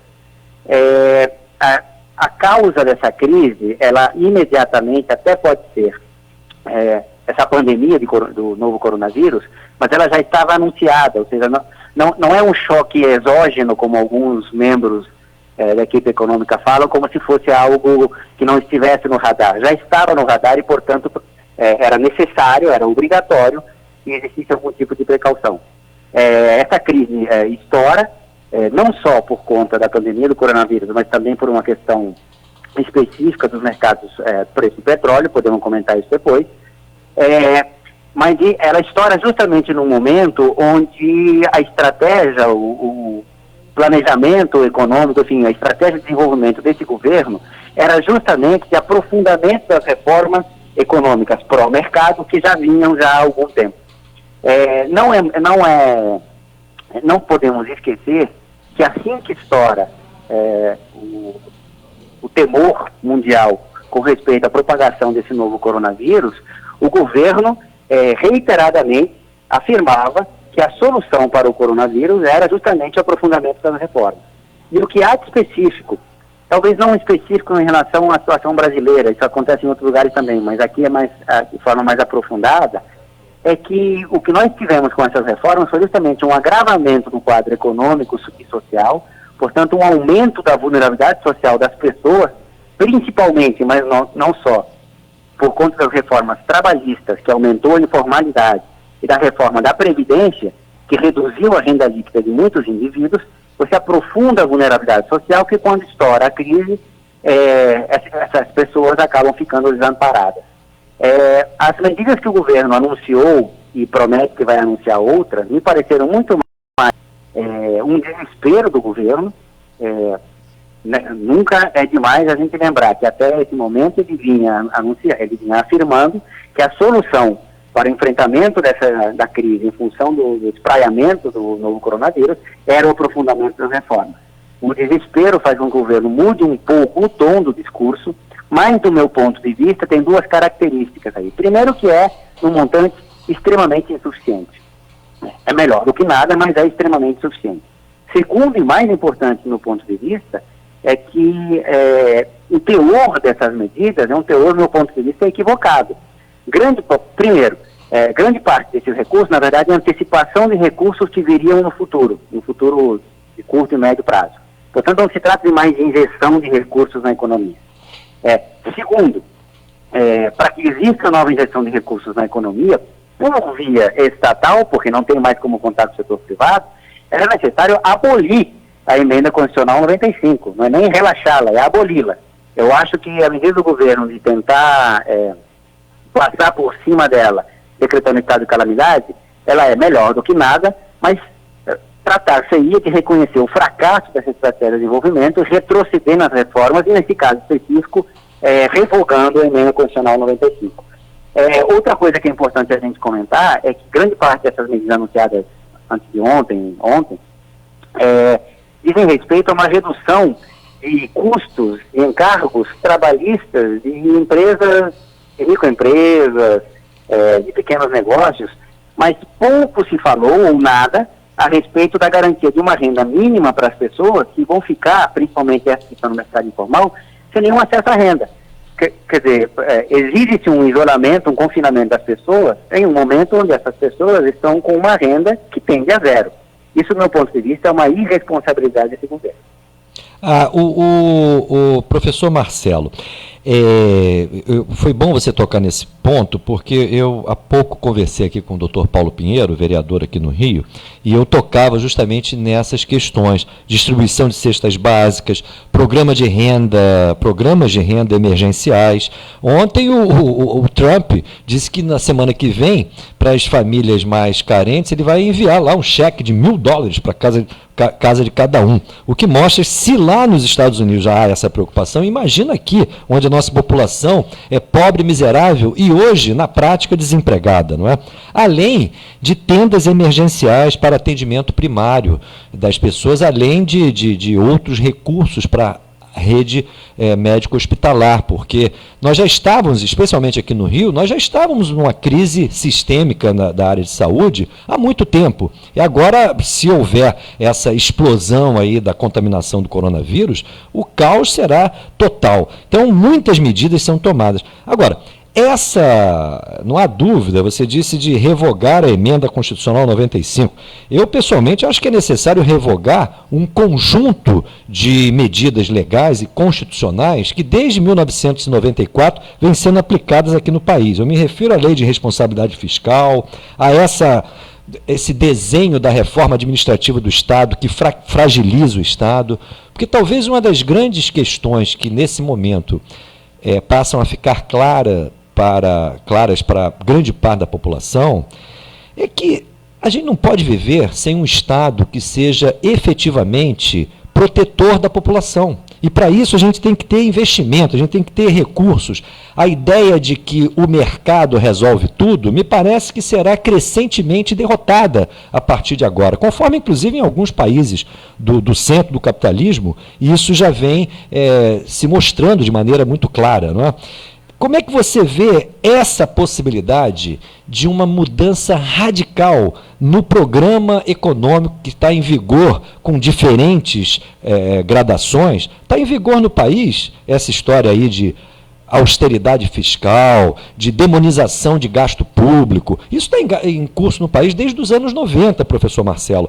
É possível, você acredita que politicamente haja condições de superação dessa tragédia liberal que marca o país nos últimos 25 anos? Olha, Paulo, estou integralmente de acordo com você que o que precisaria ser feito, e não é por conta desse caos que a gente fez agora, mas devia ter sido feito antes, era justamente a desconstrução de tudo isso que vem sendo feito desde os anos 90. Eu estou inteiramente de acordo contigo. Eu só acho que esse governo exigia um pouco mais desse governo, para além do que a gente conversou no começo e o que ele tem sinalizado, me parece esperar demais na mudança ideológica, enfim, de um governo que se caracteriza por justamente ser radicalmente arraigado nas suas crenças, se é que dá para chamar assim de crenças, pré-concepções, pré-noções ideológicas. Eu me lembro da entrevista coletiva da equipe econômica. O Paulo Guedes fez uma intervenção inicial. Na segunda-feira, né? Na segunda-feira. Foi uma tragédia aquilo, né? Eu fiquei muito assustado com o início, na verdade com o todo do Paulo Guedes, porque conforme ele ia anunciando as medidas que o governo estava pensando em fazer, sinalizando possíveis novas medidas, ele sempre, qualquer tipo de ampliação do gasto estatal só seria possível se o ajuste fiscal fosse aprofundado para abrir o que eles chamam de espaço fiscal para gastos futuros, ou seja, mesmo na situação de crise, de caos finalizado, o discurso da austeridade ainda era a base do discurso do governo. Mas, professor, desculpe te interromper pelo seguinte, ali ele deu um show de idiotia. Quem tinha alguma ilusão com esse Paulo Guedes, ali claramente viu que ele está completamente fora da realidade. Ele, inclusive, incentivou os jovens a ir trabalhar. Ele falou coisas que Deus duvida naquela entrevista. Aliás, não foi uma entrevista, né? Aquilo foi uma palestra e ele ainda foi extremamente mal educado quando os jornalistas lhe dirigiram alguma palavra. Arrogante e mal educado. Ameaçou claramente de ir embora e depois foi embora. Eu considero que talvez Paulo Guedes e talvez o próprio Bolsonaro esteja com seus dias contados. Agora, isso depende, evidentemente, da esfera política. Mas o que eu digo é que a ideia-força desse governo está desmoralizada nesse momento. Isso me parece claro, e eu acho que, inclusive, alguns setores, pelo menos é uma mera impressão, mas acho que alguns setores que o apoiaram em algum momento na campanha, no início do governo, começam a perceber esse tipo de sinalização e já estão, não vou dizer abandonando o barco, mas pelo menos vendo que o enfrentamento à situação grave que nós vivemos nesse momento, e não só econômica, mas principalmente social, sanitária, em função do déficit sanitário que nós temos há décadas, requer um outro tipo de enfrentamento. A gente percebe isso, por exemplo, no comportamento de alguns governadores que até bem pouco tempo estavam alinhados com o governo federal. Isso. A oposição parlamentar, na semana passada, apresentou um programa emergencial para se enfrentar a crise. Você teve a oportunidade de dar uma lida naquilo? Foi apresentado lá em Brasília, pelos líderes partidários. Eu olhei, sim. O que você acha daquilo, do seu ponto de vista emergencial? Me parece que são, enfim, talvez a gente pudesse discutir uma ou outra, mas me parece que no seu conjunto são medidas necessárias. Poderíamos também discutir se elas são suficientes ou não, até porque não dá para ter suficiência de medida num quadro em que a gente não sabe muito bem para onde nós vamos e principalmente na velocidade em que nós vamos. Mas me parece uma atitude extremamente responsável, independente do matiz ideológico, coloração política de quem o fez, justamente colocar na mesa medidas emergenciais necessárias para o enfrentamento da situação caótica em que a gente vive e sinalizando, isso me parece a principal característica, que a estratégia do governo atual, mas que é decorrente dessa estratégia de desenvolvimento que ele sempre apresentou, está completamente equivocada. Hoje no mundo, liberais, alguns até ensandecidos, inclusive alguns representantes dessa fauna aqui no nosso país, já admitiram que não tem como sair dessa situação sem uma participação efetiva, ativa do Estado, que rompa essa lógica da austeridade. Como você bem citou, até o Trump está anunciando fazer o que fez, que é o ídolo, talvez o ídolo maior do nosso presidente. Talvez assim ele possa se convencer. Eu acho que não vai, e eu também tenho a mesma sensação de que ele e toda a sua equipe estão com os dias contados.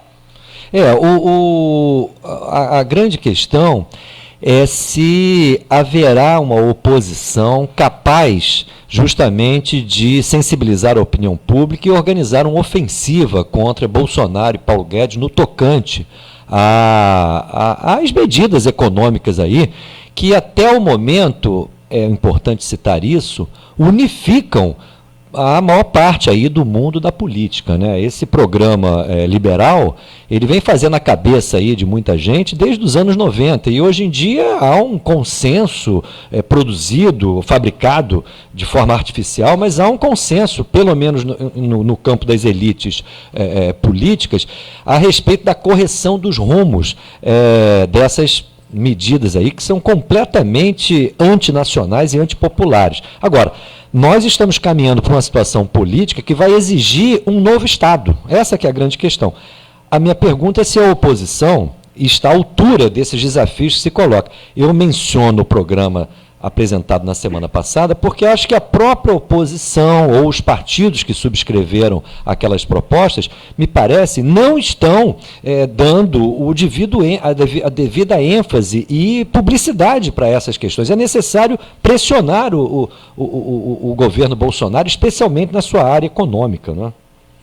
É verdade. Isso também se relaciona com o fato de que já há algum tempo essa oposição mais crítica em relação a esse tipo de agenda, por várias razões, também vem perdendo a base social, a capacidade de diálogo com a população, a construção de alternativas a partir de baixo, a partir do diálogo com a própria... Ou seja, o famigerado, o velho e bom chamado trabalho de base, é uma característica que eu acho que essa oposição crítica perdeu já há algum tempo. E isso cobra, em termos políticos, o seu preço, e é difícil e demorado de ser reconstruído. A gente está num momento em que o acúmulo desse tipo de ação política já deveria ter sido conquistado para que ele pudesse ser posto em marcha. E como nós não temos, nós estamos em uma situação emergencial para ontem, de curtíssimo prazo, quando aquele acúmulo de médio e longo prazo já não existe mais. Esse me parece o principal problema político que nós vivemos hoje em dia. Eu apontaria também, além da perda, aí, conforme você destacou, do trabalho de base da esquerda, me parece que hoje a gente tem que reconhecer uma falta de credibilidade da esquerda. A esquerda, infelizmente, se confunde aí com corrupção, se confunde com enrolação, porque, afinal de contas, especialmente o PT, tinha muito liberal.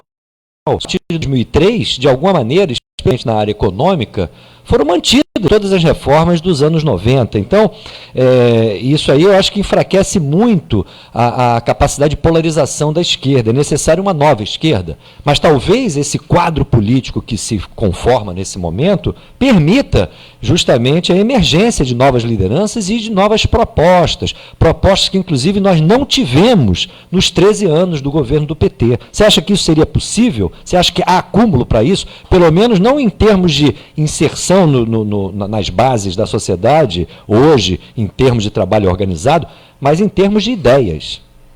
Olha, Paulo, eu acho isso não só possível, como acho até que vai acontecer. A questão é que já deveria ter acontecido para que a gente tivesse força política para um enfrentamento melhor da crise que nós vivemos. E, infelizmente, o preço dessa incapacidade da esquerda crítica, da oposição crítica, para não colocar todo mundo nesse bolo, daqueles que são contrários nessa agenda liberal que já vem sendo implementada desde os anos 90, incluindo alguns governos autoproclamados de esquerda, como você bem lembrou, o problema é que a gente precisaria disso agora. Eu acho que até que vai acontecer, mas isso demora algum tempo, e enquanto isso nós vamos viver um período em que, de curtíssimo prazo, onde vamos pagar esse déficit, essa ineficiência, digamos assim, dessa esquerda em ter conseguido fazer isso antes, com vidas de brasileiros. Eu acho que a gente tem que dar, assim, ver o que vai acontecer. Infelizmente, esse é o quadro. Professor... Os brasileiros vão pagar com a sua vida por conta esse déficit político da oposição dos partidos de esquerda em romper com esse tipo de estratégia. Esse é o nosso grande problema nesse momento. O Estado, nesses últimos 25 anos, se faz muito a ver, inclusive, da saúde pública, né? Professor Marcelo, muito obrigado por essa nova entrevista aqui ao nosso programa Faixa Livre. E, na medida do possível, lhe desejo um bom dia e um forte abraço. Abraço para vocês e continuamos na luta aí para minimizar os problemas que estamos enfrentando. Contem comigo para sempre. Muito obrigado. Conversamos aqui com o professor Marcelo Carcanholo, professor de Economia da UF, Universidade Federal de Fluminense, e vamos agora a um novo intervalo. Já já retornaremos. Bandeirantes, 1360. Estamos apresentando Faixa Livre. Ouça, acompanhe e participe do programa Faixa Livre. Segunda-feira, das 9 às 10 horas da manhã. De terça a sexta-feira, das 8 às 10 horas. sempre na Rádio Band AM 1360. Um debate atual e diário sobre política, economia e as grandes questões nacionais e internacionais que influenciam o nosso dia a dia.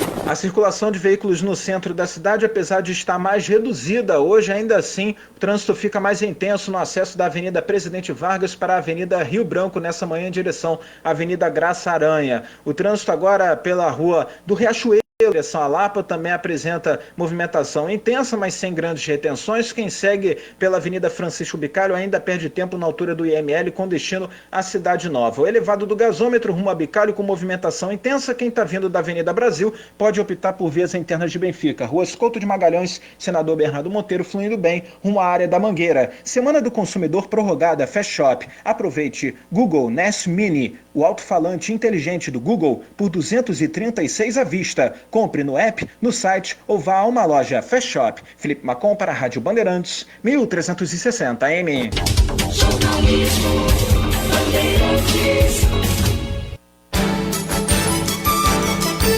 Voltamos a apresentar Faixa Livre. Estamos de volta, ouvintes, com o nosso programa Faixa Livre. Olha, a última informação aí é que o general Augusto Heleno, que esteve na comitiva que viajou com o Bolsonaro, que tem 72 anos, ele deu teste positivo para o coronavírus. É impressionante o número de pessoas no entorno de Bolsonaro que estão aí com o coronavírus. Ontem o Bolsonaro divulgou um novo exame e afirmou que não está contaminado. Eu pessoalmente acho que a possibilidade de ele estar mentindo é gigantesca, porque há de se observar o seguinte: ele mente de forma patológica, né? O atual presidente da República. Não percebe isso quem não quer. Então, essa informação do general Augusto Heleno, que vive ao lado do Bolsonaro, apenas reforça essa minha convicção, né? Não sei o que se pode esperar a partir disso aí. Bem, na ponta da linha agora a gente vai conversar com o coordenador-geral do CEP, o Sindicato Estadual dos Profissionais de Educação do Rio de Janeiro, o professor Gustavo Miranda. Professor Gustavo, bom dia. Bom dia, Paulo. Bom dia aos ouvintes do Faixa Livre. Professor Gustavo, hoje seria o Dia Nacional de Luta, por conta aí da política absolutamente destrutiva do senhor Bolsonaro com o apoio do senhor Paulo Guedes. Entretanto, essa conjuntura que se abre em função aí da pandemia do coronavírus, que chegou aqui no Brasil, mudou aí o dia a dia de milhares de brasileiros, e essa manifestação, me parece, hoje, será principalmente através das redes sociais e de um panelaço que está previsto para as 20h30. Eu queria que você falasse um pouco sobre isso, mas antes eu quero que você comente aí a decisão do fechamento das escolas, decretado pelo governo estadual, e me parece que foi acompanhado agora pela própria prefeitura também. Como é que vocês do CEP viram essa decisão? Correta? Correto, a gente defendeu essa decisão. Os governos, eles tomaram posições diferenciadas. O governo do estado logo suspendeu as aulas por 15 dias, só que a prefeitura, ela optou por não suspender as aulas e manter as escolas funcionando para servir a alimentação dos alunos. A despeito da necessidade dos alunos, de fato, alguns alunos, ou boa parte dos alunos da rede municipal, necessitarem de alimento, a saída da prefeitura foi a pior possível, porque colocava em risco milhares de trabalhadores, sobretudo merendeiras, cozinheiras das escolas municipais, que estão, inclusive, a sua maioria, no grupo de risco. Então, por causa disso, o CEP acabou indo à justiça e ontem conseguiu eliminar, que obriga o prefeito Crivella, que não teve a sensibilidade de entender da importância que era paralisar, né, as escolas, enfim, fechar as escolas. Isso vale para outras prefeituras, e o CEP, nesse momento, ele está entrando na justiça, se necessário, obviamente está fazendo diálogo com o governo, mas quando necessário nós estamos entrando na justiça. Acabamos de entrar na justiça contra a prefeitura de Caxias, Então estamos a todo vapor aí para impedir que os funcionários das escolas, sobretudo, passem por essa situação de contágio. Vocês já haviam defendido claramente essa suspensão total das atividades escolares. E ontem vocês obtiveram essa liminar que determina a suspensão do almoço escolar e também do programa Sábado Carioca. O que é o programa Sábado Carioca? Sábado Carioca é um programa de extensão de atividades extraclasse promovido por o governo do Crivella. Sim. Que ocorre, obviamente, nos sábados e conta com uma série de atividades que não estão dentro do currículo, né, escolar. A gente vem debatendo e paga-se uma hora extra aos funcionários que aderem, né, ao programa. Mas é um programa com muito pouco apelo ainda, né? Ele quase não tem apelo, quase não tem participação da comunidade. Sim. Agora, a grande questão que se coloca, eu tenho hoje aqui na edição do programa, inclusive, conversei com o Dr. Paulo Pinheiro, vereador aqui do Rio, a respeito disso. Me parece que algumas medidas são importantes no tocante a essa circulação das pessoas, a funcionamento do comércio e de serviços em geral. Acho que a população está respondendo muito bem aqui no Rio de Janeiro a esses apelos. Contudo, o problema da nossa população vulnerável é muito maior. Me parece que é fundamental, nesse momento, termos a distribuição de cestas básicas, bem como programas de renda emergenciais, porque as pessoas vão ficar sem condições de sobreviver, até porque a grande massa trabalhadora está na informalidade. Como é que você acha que podemos ajudar nisso? O movimento sindical, o movimento todos os movimentos sociais, pressionando o governo para ampliação dessas medidas emergenciais frente à pandemia? Então, o primeiro passo, a gente, antes de entrar na justiça, a gente foi até a prefeitura apresentar a nossa proposta, que consistia no quê? A gente sabe que é importante garantir a segurança alimentar dos alunos, né? E depende da alimentação do município. Isso já resolveria uma boa parte do problema das famílias em relação, sobretudo, aos vulneráveis, que são as crianças. E a nossa proposta não era uma novidade. Foi o que foi adotado pela prefeitura há 10 anos atrás, na crise da H1N1, que foi que a prefeitura entregasse aos pais, os responsáveis, o que ela iria na escola preparar, entendeu? Então a saída poderia ser a prefeitura abrir a escola um dia da semana por responsável lá pegar essa quantidade de alimentação para fazer o reforço alimentar dentro da própria casa, preparado pela própria família, e não, como a prefeitura propôs, todo dia o aluno se deslocar até a escola, se alimentar no refeitório, né? Aqui não é um lugar mais arejado possível, com a presença de profissionais e tudo mais. Então, do ponto de vista da alimentação dos alunos, essa foi a nossa proposta inicial, a proposta que nós mantemos até hoje. Achamos importante a prefeitura ter um plano de contingenciamento para garantir a segurança alimentar dos nossos estudantes, sobretudo os mais pobres, os que dependem do Bolsa Família. A Prefeitura do Rio de Janeiro, ela tem a lista do Bolsa Família. Então ela pode começar, inclusive, por essa lista que já são os alunos que já são cadastrados como aqueles que dependem da alimentação. Seria uma iniciativa muito importante. Agora, a minha ponderação é que a Prefeitura, o Governo do Estado vem tomando algumas medidas, mas é fundamental que o Governo Federal entre para valer nisso. E eu acredito que, inclusive, frente aos ditames aí da austeridade fiscal, um programa amplo de cestas básicas, de programa de renda emergencial ou de tendas emergenciais para o atendimento primário, que eu acho que seria possível, inclusive se utilizando aí da experiência das Forças Armadas, não será possível sem decisões do governo federal. E o problema é que o governo federal é presidido por um cidadão completamente fora da realidade, para dizer o mínimo, que é esse senhor Bolsonaro. Como é que você vê a luta política? Nesse sentido, eu me remeto ao Dia Nacional de Luta de hoje, que me parece teve uma prévia ontem, inclusive logo após ali aquele pronunciamento do Bolsonaro, houve panelaços aqui no Rio de Janeiro, em vários bairros. E inclusive em outras cidades do país. O que você espera para hoje, às 20 horas e 30 minutos? Não, então, reforçar o que você falou, né? Um governo irresponsável. A nossa luta está em dois planos, na verdade, né?